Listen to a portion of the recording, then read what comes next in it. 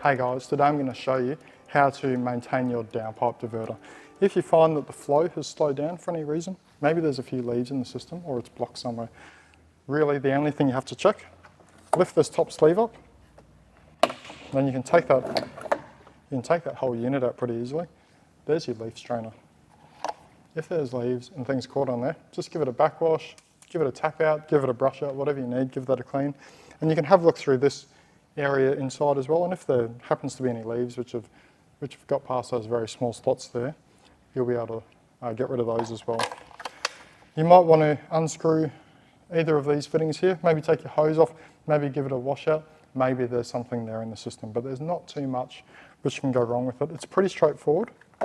Now to put it back, I'm just going to slide that up, put this back in position.